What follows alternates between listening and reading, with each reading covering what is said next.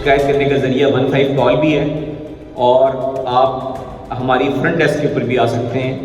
आपको अगर character certificate चाहिए तो आप हमारे खिदमत मराकज़ के अंदर भी आ सकते हैं। बड़े स्टेट ऑफ आर्ट बनवा रहे हैं आई पंजाब, आजकल स्टेट ऑफ आर्ट जो है वो खिदमत मराकज़ बना रहे हैं ताकि लोग आएँ, देखें, खुश हों उसको देख के। आप हर वो चीज़ बन सकती हैं जो कि इस माशरे का एक मर्द बन सकता है। अपने आप को डर और खौफ की वजह से निकालें।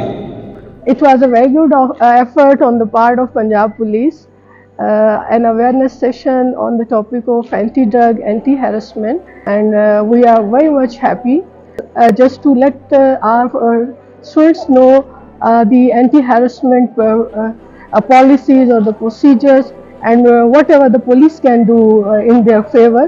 It's a great effort.